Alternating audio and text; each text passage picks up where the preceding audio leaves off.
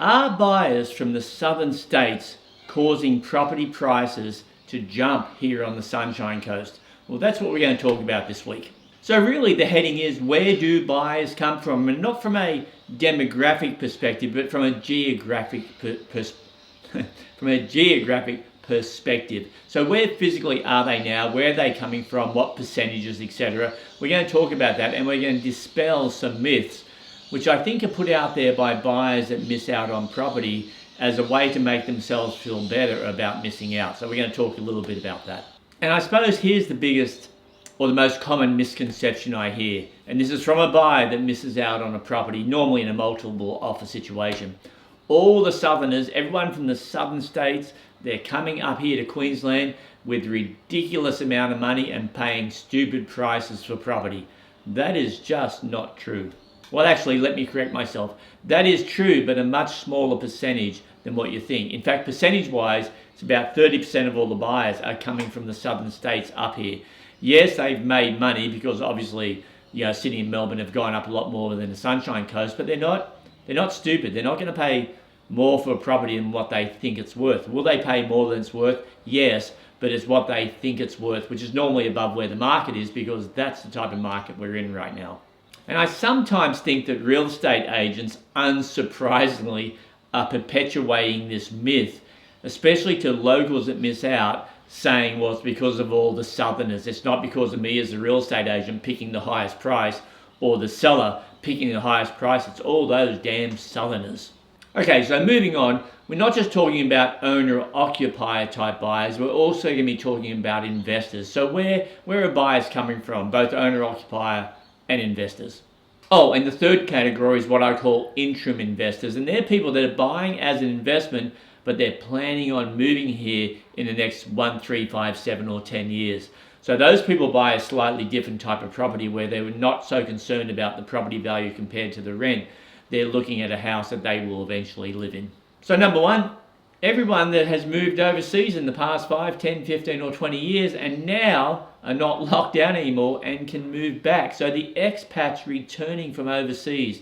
And I've dealt with this directly, expats from America who've just decided they don't want to live in America anymore because of all the lockdowns and everything that's happened and just the density of population, so they're moving back here. So that's the first category. Number two, and these are not in any order by the way, number two is the largest single group of buyers in this marketplace for the past 2 years, and that's been locals. Locals are making up about 70% of all the buyers on every property that I've listed and sold, which dispels that misconception that southerners are causing this problem. They're not. And I don't know if the problem's the right word, but the raise in values, there's many factors which I won't go into that have caused it to happen. But locals are finally deciding that they'd better buy now, otherwise they're not going to be living here or be able to afford a house here in the next 1, 3, 5 or 7 years, because it is going to keep going. It'll have some dips here and there, obviously, but in the whole, at least up to the 2032 Olympics, we're going to have a nice and steady rise. Number three, buyers from other states. And again, this represents approximately 20 or 30% of the buyers. Obviously, these numbers don't add up if you're doing the math. That's why I'm saying approximately. These are people from New South Wales, Victoria, predominantly. We get a few from South Australia, almost none from the Northern Territory, almost none from South Australia, almost none from West Australia, almost none from Tasmania. Don't want to leave off Tassie. So that's the other percentage of buyers that are coming up here, and those buyers typically have a bit more money to spend. So sometimes those buyers, and this is where it gets tricky for locals, are unconditional buyers. They don't need a finance clause, and sometimes that makes the difference in an agent accepting an offer because it doesn't have a finance clause. And coincidentally, I think buyers from other states over the next year will make up a higher and higher percentage of buyers buying this area, because the locals that all we're going to buy have bought, and we're almost running out of locals to buy, and they're almost getting priced out of their own market. So that means it will flip to increasing the number of southerners that will start buying. They'll start filling that gap. Number four, buyers from Brisbane.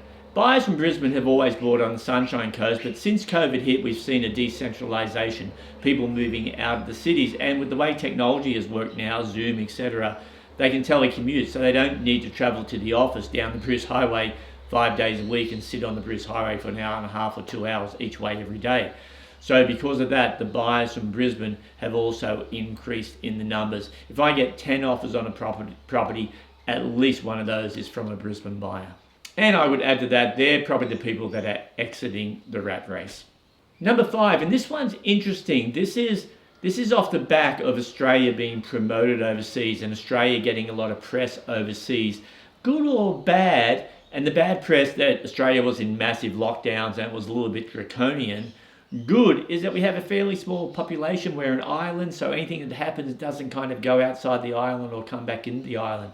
So a lot of foreigners that have lived overseas, whether they be English or from Europe, have decided, hey, they want to come to Australia, so they are immigrating to Australia. So we have a very small percentage of those buyers also in the marketplace. I think that may increase over the next 5 years. And number 6, which may be a demographic but may not, it's tenants that live in the properties. So the properties that we manage, the tenants that live in those properties, when they find out it's for sale, a very small percentage of them become the buyer for that property. The reason it's a very small percentage is most tenants living in property think the property's worth a lot less than what it actually is. So it doesn't always pan out. But that being said, in the past year, I'm guessing here, I probably had 3 or 4 tenants buy property. So not a huge percentage, but again, part of the numbers. And that's it. That's where I'm seeing buyers are coming from. So again, they're not all the southerners coming up here wrecking our market. It's mostly the biggest percentage are locals that have been buying, at least for the past 2 years. So if you want to buy, give me a call. Happy to help you out and tell you what we have coming up. If you're a seller, give me a call. We'll talk to you about our 11-phase marketing system, which generates offers sometimes before the property even goes on the market at a ridiculous price because they're the most motivated buyers. And if you're a landlord and you want to find out about our landlord guarantees, you know what to do.